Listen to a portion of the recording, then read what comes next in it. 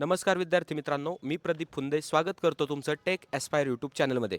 मित्रांनो, आज आहे अक्षय तृतीया. सर्वप्रथम अक्षय तृतीयाच्या तुम्हाला आणि तुमच्या परिवाराला खूप खूप शुभेच्छा.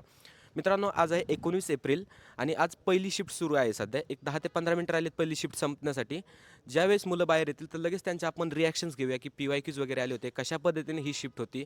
या सर्व गोष्टींबद्दल तुम्हाला अतिउत्तम माहिती इथं मिळणार आहे. त्याच्यामुळे चॅनलला नक्की सबस्क्राईब करा. All the best. मित्रांनो, आपल्यासोबत तनिष्का आहे. तिचा आत्ताच पेपर झाला आहे. तिला विचारूया की पेपर कशा पद्धतीने होता. तनिष्का, काय सांगशील? फिजिक्स थोडा डिफिकल्ट होता. मॅथ्स ते नव्हतं व्यवस्थित. होय, म्हणजे फिजिक्स थोडासा डिफिकल्ट होता, मॅथ्स आणि केमिस्ट्री इझी होतं. मला सांग, फिजिक्समध्ये काय डिफिकल्ट वाटलं? म्हणजे न्यूमेरिकल्स होते जास्त की नक्की कशा पद्धतीने? न्यूमेरिकल होते जास्त. होय, न्यूमेरिकल होते आणि कॅल्क्युलेशनमध्ये टाईम गेला, बरोबर ना? त्याच्यानंतर केमिस्ट्री कसं होतं? केमिस्ट्री हे लाईन बाय लाईन क्वेश्चन्स होते की त्याच्यात पण थोडेसे न्यूमेरिकल्स वगैरे होते? लाईन बाय लाईन क्वेश्चन होते. हां, म्हणजे केमिस्ट्री हे लाईन बाय लाईन आहे. त्याच्यानंतर मॅथमॅटिक्स. मॅथमॅटिक्स यायचे होतं. हां, मॅथमॅटिक्स पण सोपं होतं. मला सांग, मॅथमॅटिक्समध्ये टेक्स्टबुकमधले क्वेश्चन्स वगैरे काही रिपीट झाले होते का? ते होते. हो, हो. आणि त्याच्यानंतर तू मॉक टेस्ट वगैरे काही दिले होत्या का? हां, किती मॉक टेस्ट दिल्या त्या? आम्ही KCET दिलेलं तिकडलं. हो, हो, हो. KCET दिले. KCETचे स्टुडंट आहे. ओके. त्याच्यामुळे नक्कीच त्याचा तुला बेनिफिट इथं झालेलंच असणार आहे. बरोबर. मला सांग, किती मार्क्स एक्सपेक्ट करते तू? मी 100 म्हणजे 100+ मार्क्स एक्सपेक्ट करते. म्हणजे याचा अर्थ एक चांगलं पर्सेंटेज तुला येऊन जाईल. थँक्यू. मित्रांनो, आपल्यासोबत आणखीन काही स्टुडंट्स आहेत, तर त्यांना विचारूया की पेपर नक्की कसा होता. फर्स्ट ऑफ ऑल तुमचं नाव वगैरे सांग मला. माझं नाव प्रणाली प्रभाकर जाधव. हां, तुमचं नाव? माझं नाव आदिती प्रवीण पाटील.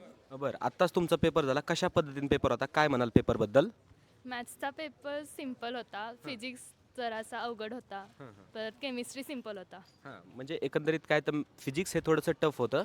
त्याच्यानंतर केमिस्ट्री आणि मॅथ्स हे थोडंसं इझी टाईपचं होतं, बरोबर? तुम्हाला कसं वाटलं फिजिक्स? फिजिक्स पण इझी होतं, मॅथ्स पण इझी होतं, केमिस्ट्री खूपच इझी होतं. म्हणजे ओव्हरऑल सगळा पेपरच इझी होता. बरं, किती मार्क्स एक्सपेक्ट करताय तुम्ही? तसं काय 90+% हां, 90+% 80 म्हणजे 85 माझं. हां, म्हणजे एक चांगले मार्क्स तुम्हाला येऊन जातील. त्याचबरोबर चांगलं पर्सेंटेज सुद्धा येणार आहे. नक्की काय प्रिपरेशनची स्ट्रॅटेजी होती? कुठून तुम्ही प्रिपेअर केलं CETसाठी? CETसाठी 11पासून म्हणजे सतत क्वेश्चन सॉल्व करणं हे मेन आहे. म्हणजे आणि 11 पासून तुम्ही CETच करताय म्हणजे पहिल्यापासूनच. म्हणजे JEE वगैरे तुम्ही काही केलंच नाही अगोदर? नाही, हां, म्हणजे हा बेस्ट ठरला. यांना पेपर सोपा गेल्याचं कारण काय की 11 पासून यांचा CETवर फोकस होता. तुमचं कसं होतं प्रिपरेशन? सगळे असं PYQs वगैरे सॉल्व PYQs करणं. वगैरे सॉल्व्ह केले. त्याच्यानंतर मॉक टेस्ट वगैरे दिल्या होत्या का तुम्ही? हो दिलेला. तरी किती मॉक टेस्ट दिल्या तुम्ही? एक 4-5 तरी दिले. 4-5 तरी मॉक टेस्ट दिल्या होत्या. आणि मॉकमध्ये काय स्कोर येत होता तुमचा? हम्म,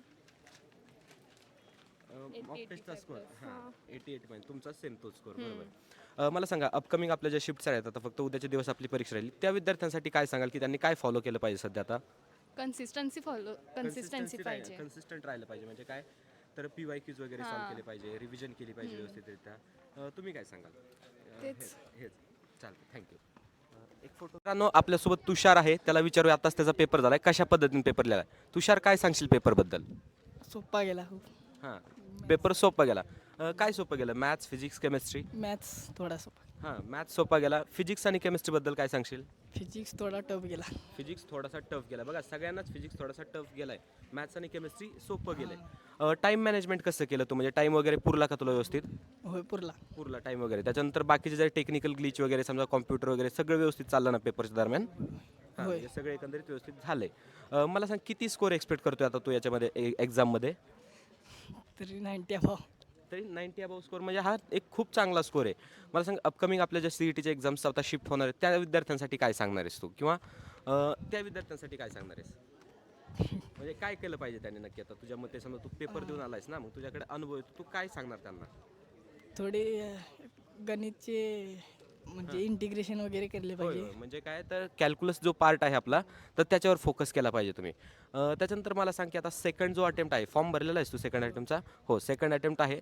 त्याच्यासाठी कसा अभ्यास करणार आहे किंवा काय अशा समजा चेंजेस तू करणार आहे, जे फर्स्ट अटेम्प्टला करायला पाहिजे होते पण झाले नाही तुझ्याकडनं? फिजिक्सचा थोडा अभ्यास करायला होय, पाहिजे. म्हणजे फिजिक्सवर थोडासा फोकस करणं गरजेचं आहे, कारण फिजिक्स हे आपलं रँक डिसायडेड आहे. ठीक आहे तुषार, थँक्यू. विद्यार्थी मित्रांनो, तुम्हाला अंदाज आलाच असेल की पेपर हा कशा पद्धतीने होता. जर सांगायचं ठरलं तर फिजिक्स हे टफ होतं आणि फिजिक्स असतंच थोडंफार टफ बाकीच्या सब्जेक्टच्या कंपॅरेटिव्हली. त्यानंतर केमिस्ट्री खूप इझी होतं. लाईन टू लाईन क्वेश्चन्स केमिस्ट्रीमध्ये आले होते. त्याचबरोबर PYQs असतील, मॉक टेस्ट तुम्ही ज्या दिल्या होत्या त्यातले क्वेश्चनसुद्धा रिपीट ॲज इट इज झाले होते. मॅथ्सचा जर विचार केला आपण तर मॅथ्ससुद्धा ठीकठाक लेवलचं होतं. म्हणजे मॅथ्स काही जास्त लेंदी वगैरे नव्हतं. त्याचबरोबर टाईम मॅनेजमेंट हा एक कन्स्टंट आहेत की बऱ्याचशा विद्यार्थ्यांना टाईम मॅनेजमेंट हे जमलं आहे. पण काही विद्यार्थी असे आहेत की ज्यांना टाईम मॅनेजमेंटमध्ये अजूनही प्रॉब्लेम येतोय. मग त्यासाठी आपण काय तुम्हाला सांगतोय की क्वेश्चन स्किप करत चला. येत नाही टाईम वेस्ट करू नका. नेक्स्ट क्वेश्चनवर जा. पुन्हा सर्व झाल्याच्या नंतर त्या क्वेश्चन्सवर रिटर्न या. पण असे काही क्वेश्चन्स ठेवू नका की जे तुम्ही ट्रॅव्हर्सच केलं नाही, जिथपर्यंत तुम्ही पोहोचलेच नाही. त्याच्यामुळे काय करायचं, सर्व क्वेश्चन आपल्याला अटेम्प्ट करायचे पण व्यवस्थितरित्या सर्व क्वेश्चन्सला आपल्याला ठरवून चांगला टाईम द्यायचा आहे. आणि या शिफ्टबद्दल जर सांगायचं म्हटलं तर एक मॉडरेट लेवलची शिफ्ट आहे. जास्त काय हार्ड पण नाही आहे आणि जास्त इझी पण शिफ्ट नाही आहे. त्याच्यामुळे चांगले पर्सेंटाईल तुम्हाला या शिफ्टमध्ये येऊन जातील. जर आपल्या चॅनलला तुम्ही अद्यापही सबस्क्राईब केलं नसेल, कारण आपलं चॅनल तुम्हाला इंजिनिअरिंग ॲडमिशन काउन्सिलिंगमध्ये तुमची प्रत्येक स्टेपवर खूप हेल्प करणार आहे. त्याच्यामुळे चॅनलला नक्की सबस्क्राईब करा. All the best.